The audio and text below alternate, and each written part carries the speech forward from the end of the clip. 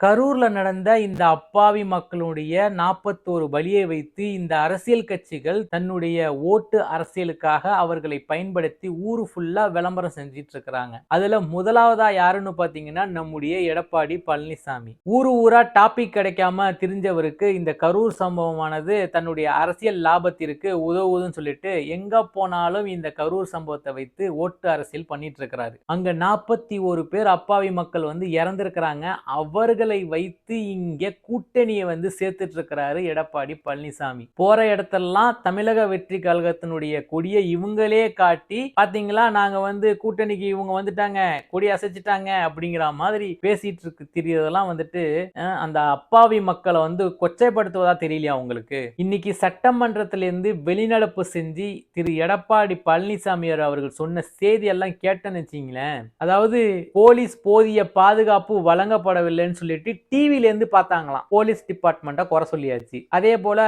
உடல் கூறாய்வு வந்துட்டு உடனடியாக போஸ்ட்மார்ட்டம் வந்து ஏன் உடனடியாக பண்ணக்கூடிய அவசியம் என்ன, பண்ணலன்னா ஏன் பண்ணலன்னு கேட்பாங்க. பண்ணியாச்சா டாக்டர் டிபார்ட்மெண்ட்டையும் குறை சொல்லியாச்சு. அமைச்சர்கள்லாம் எப்படி உடனே வந்தாங்க, அரசாங்கத்தையும் குறை சொல்லியாச்சு. இதெல்லாம் விடுங்க, இவ்வளவு பேசுறீங்களே திரு எடப்பாடி பழனிசாமி அவர்களே, இப்போ தூத்துக்குடியில துப்பாக்கி சூடு நடத்த சொன்னீங்கல்ல, அந்த சம்பவத்தப்ப நீங்க சொன்ன பேட்டியை இப்ப எடுத்து பார்த்தோம்னா உண்மையா வந்து நீங்கெல்லாம் இந்த விஷயத்தை பத்தி பேசுறதுக்கு துளி கூட தகுதி கிடையாது. முதலாவதா என்ன சொன்னீங்க, தற்காப்பிற்காக போலீஸ்காரர்கள் தங்களை தற்காத்துக் கொள்ள துப்பாக்கியால் சுட்ட அப்படின்னீங்க. இந்த விஷயம் எல்லாம் உங்களுக்கு எப்படி தெரிஞ்சிச்சுன்னு கேட்டப்போ என்ன சொன்னீங்க, நானே டிவியில பார்த்து நீங்க காமிச்சு தான் தெரிஞ்சுக்கிட்டோம் அப்படின்னு சொன்னீங்க. அடுத்து என்ன சொன்னீங்க, இந்த போராட்டத்துல சமூக விரோதிகள் உள்ள புகுந்துட்டாங்க அப்படின்னு சொன்னீங்க. ஆனா இந்த துப்பாக்கி சூட்ல ஒரு சமூக விரோதி கூட கொல்லப்படல அப்படிங்கிறது தான் நிதர்சனமான உண்மை. ஏன்னா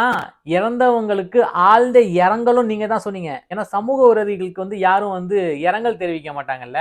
அதே சமயம் இன்றைய முதலமைச்சருமான அன்றைய எதிர்கட்சி தலைவருமான திரு ஸ்டாலின் அவர்கள் வந்து உங்களுடைய இருக்கைக்கு வந்து, அதாவது கூட்டணி கட்சிக்கார எம்எல்ஏ எல்லாத்தையும் அழைத்து கொண்டு உடனடியாக நீங்க வந்து தூத்துக்குடிக்கு செல்லணும் அப்படின்னு சொல்லிட்டு முற்றுகையிட்டப்போ நீங்க என்ன செஞ்சீங்க, அவர்களை கொத்தாக வெளியில தூக்கி போட சொன்னீங்க. இந்த சம்பவத்தை கூட நாம இன்னைக்கு வரைக்கும் விஜய் தரப்பிலேயோ இல்ல திமுக தரப்பிலேயோ யாரையுமே குறை சொல்லல. இது வந்து ஒரு அசம்பாவிதம் நடந்ததுதான் நம்ம சொல்லுறோம். ஆனா அன்னைக்கு தூத்துக்குடியில நடந்த விஷயம் முழுக்க முழுக்க காரணம் நீங்க தான். ஆனா நீங்க வந்து இன்னைக்கு உங்களுடைய ஓட்டு அரசியலுக்காக ஊரா போய் அரசாங்கத்து மேலையும் பழி சொல்லுவதும் இல்லாம இந்த 41 அப்பாவி மக்களை வைத்து நீங்க ஓட்டு அரசியல் செய்வதை வந்து எந்த வகையிலும் இந்த தமிழ் மக்கள் ஏற்றுக்கொள்ளவே மாட்டாங்க.